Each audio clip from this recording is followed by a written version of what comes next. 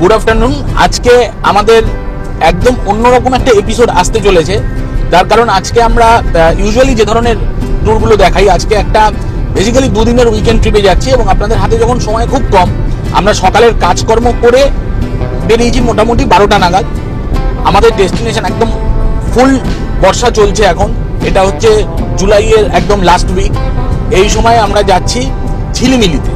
আগে আমাদের যে ঝাড়গ্রাম সিরিজটা আছে সেখানে আমরা ঝাড়গ্রাম, কাকড়াঝোড়, বেলপাহাড়ি এবং ঘাটশিলার মোটামুটি সবকটা স্পট কভার করেছি।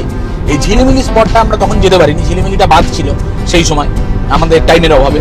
তার জন্য এবার আমাদের ডেস্টিনেশন হচ্ছে ঝিলিমিলি। আমরা কলকাতা থেকে ঝিলিমিলি যাব, ওখানে রিমিল ইকো রিসোর্টে থাকবো, দেখাবো জায়গাটা কেমন, বর্ষার মধ্যে জায়গাটা কেমন লাগে।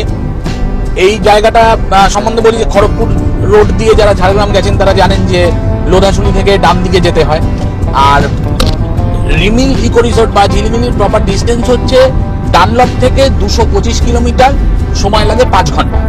আমরা এখন যাচ্ছি খড়গপুর রোড দিয়ে, ভীষণ সুন্দর রাস্তা, বাইরে বৃষ্টি পড়ছে, এগিয়ে যাই রাস্তার মজা নিতে। Welcome to Mantas travel. আমি সুস্মিতা আর আমার সাথে আছে অগ্নি। ট্রেনে ঝিলিমিলি আসতে হলে নিয়ারেস্ট স্টেশন হচ্ছে ঝাড়গ্রাম বা ঘাটশিলা। যে কোনো একটায় সকালের জনশতাব্দীতে এসে 1.5 ঘন্টার মধ্যে কিন্তু ঝিলিমিলি প্রবেশ করা যায়। লোধাশুলি থেকে আমরা ঢুকে গেছি হচ্ছে ঝাড়গ্রামের দিকে।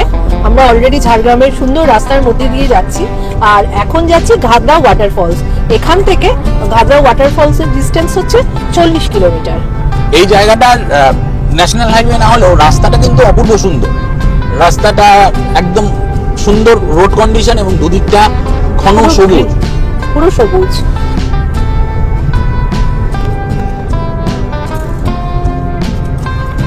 দুপাশে ঘন জঙ্গল চিরে একদম মাঝখান দিয়ে কালো রাস্তা চলে গেছে। এখানে দেখছি দুদিকে কিন্তু বেশ কিছু রিসোর্ট, হোমস্টে এগুলো রয়েছে। ভীষণ সুন্দর জায়গাটাও।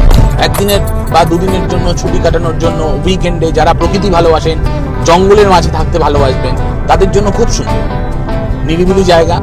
ঝাড়গ্রামে যেমন এই প্রাকৃতিক সৌন্দর্যটা রয়েছে, এছাড়া কিন্তু ঝাড়গ্রামের নিজস্ব হাসপাতাল, নিজস্ব একটু আগে আমরা দেখছিলাম ইউনিভার্সিটি, কলেজ, সমস্ত কিছু রয়েছে। ঝাড়গ্রাম কিন্তু যে শুধু একটা গ্রাম, অনুন্নত জায়গা এরকম নয়, এখন অনেক কিছু রয়েছে। আমরা আগেরবারও এসেও দেখেছি, একটু আগে আমরা ঝাড়গ্রাম ইউনিভার্সিটির সামনে দিয়ে এলাম।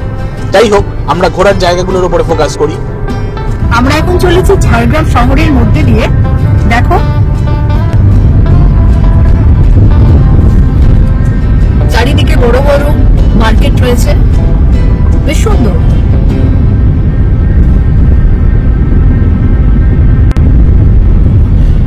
বিভিন্ন হোটেল, রেস্টুরেন্ট।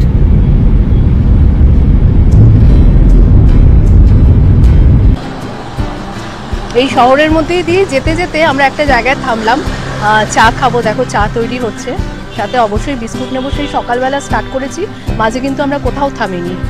এই এখানে এসে থামলাম, ঝাড়গ্রামে এসে থামলাম, এই ডানলপ টু ঝাড়গ্রাম। বিস্কিট নিয়ে নিয়েছি, বাদাম দেওয়া।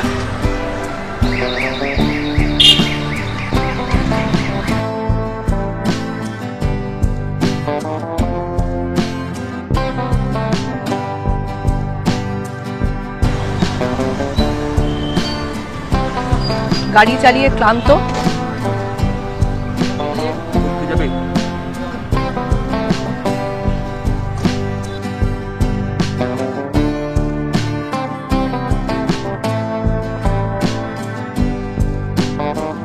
এখন আমরা ঝাড়গ্রাম ক্রস করে এগিয়ে যাচ্ছি। আমাদের আজকের ডেস্টিনেশনটা ফার্স্ট ছিল ঘাগরা ওয়াটারফলস। তার কারণ হচ্ছে যে এই যে রাস্তাটা, যে রাস্তাটা দিয়ে এখন আমরা যাচ্ছি, এই রাস্তাটা বেসিক্যালি ঝাড়গ্রাম থেকে বেলপাহাড়ি, কাকড়াঝোড়, ঝিলিমিলি, দুয়ারসিনি হয়ে একদম হাইওয়েতে গিয়ে ঘাটশিলায় মিশেছে। আগেরবার এই রাস্তাটা দিয়ে আমরা গেছিলাম, কিন্তু আগেরবার আমরা এই ঘাটশিলা যাওয়ার পথে কাকড়াঝোড় আর বেলপাহাড়ি সবকটা সাইট সিইং করেছিলাম। অনেকগুলো জায়গা আছে, ছোট ছোট ছোট ছোট অনেকগুলো খুব সুন্দর সুন্দর জায়গা আছে। সেই জায়গাগুলোর এইবারে আমরা ঘুরবো না, তার কারণ আমাদের হাতে সময় নেই। তাছাড়া আমাদের ডেস্টিনেশনটা এবার একটু অন্যরকম।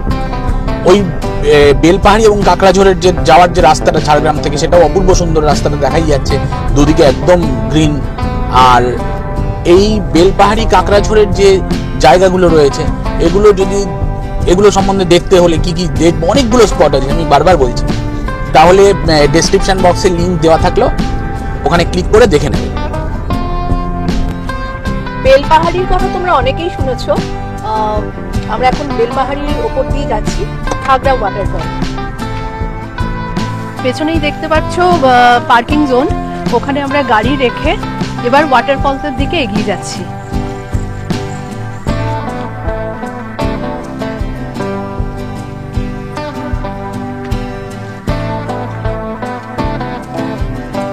এখন এই যে জায়গাটা, এই জায়গাটার কালো কালো বেশ কিছু পাথর আছে, এইগুলোর ওপর দিয়ে আমরা যাব। এইখানে প্রবাবলি একটা জলপ্রপাত আমরা দেখতে পাবো, তার কারণ এখানে একটা সাউন্ড পাচ্ছি।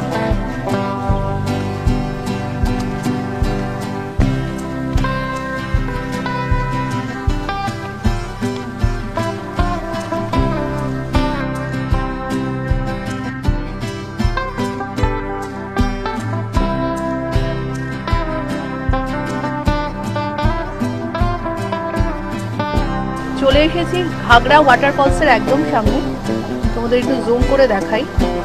ওইদিকে গেলে জলরাশিটাকে আরো সুন্দর দেখা যাবে। বেশ সুন্দর জায়গাটা, মনোরম জায়গা।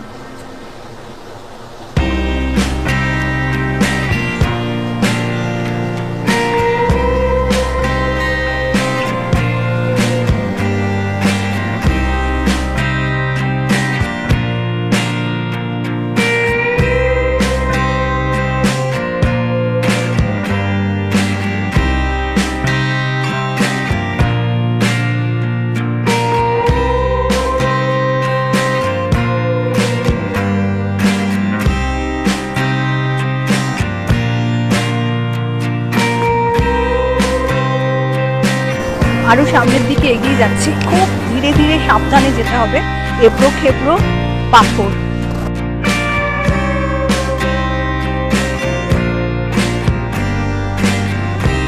মাঝে মাঝে কিন্তু বড় বড় গর্তও আছে, দেখো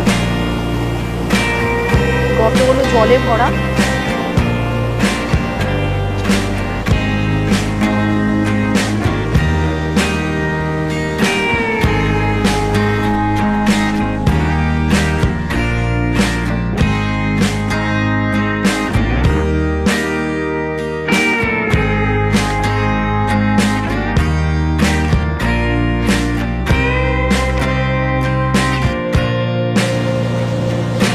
জায়গাটার মেন যেটা অ্যাট্রাকশন সেটা হচ্ছে ভূমিরূপটা।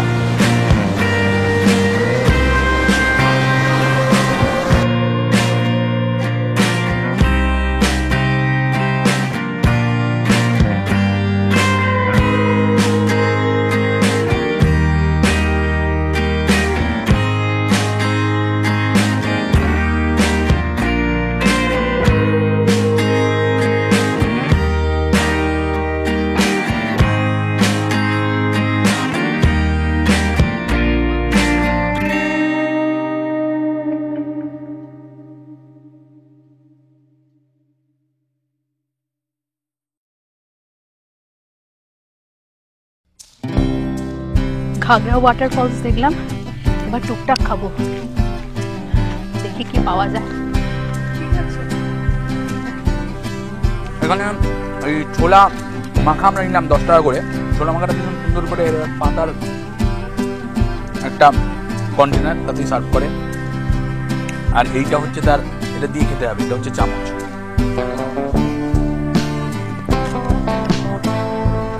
ঘুগনি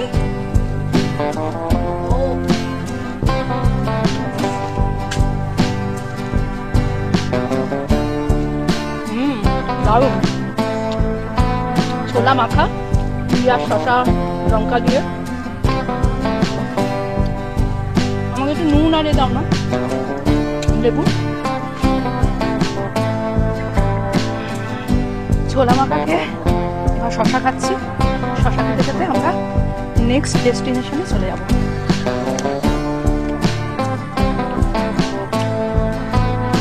ঘাগড়া ওয়াটারফলস দেখে আমরা এখন যাচ্ছি তারাফেনী ড্যাম দেখতে।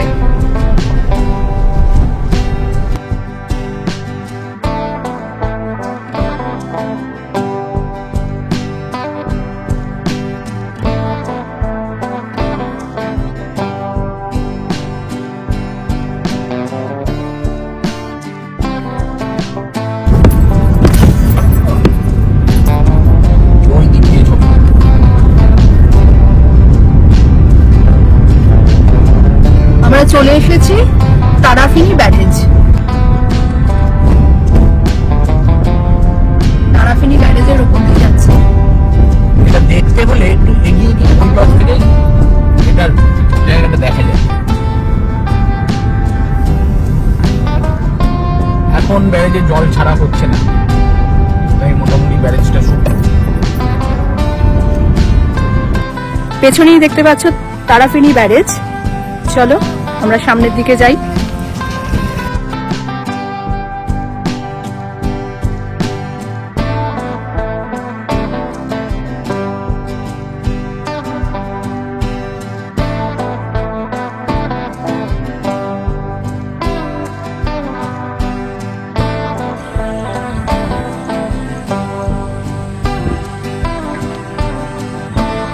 দূরে দেখা যাচ্ছে টিলা মতো।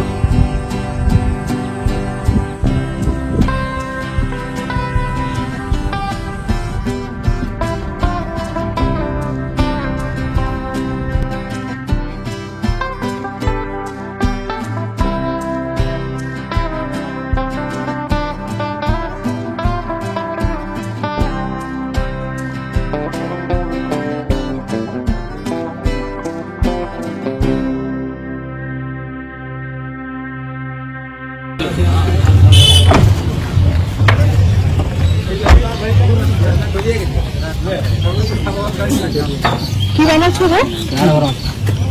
সিঙ্গারা? সিঙ্গারা না, চপ কিছু নেই?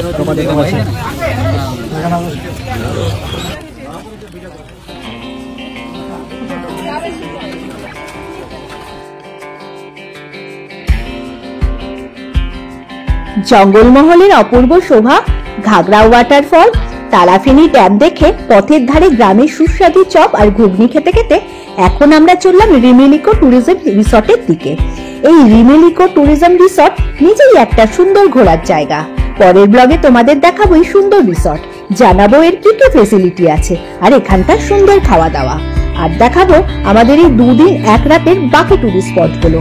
আমাদের এই ব্লগ দেখে তোমরাও একটা ট্যুর প্ল্যান তৈরি করে নিতে পারো বাড়ির সামনে এই সুন্দর জায়গার। ভালো থেকো, সঙ্গে থেকো, টাটা।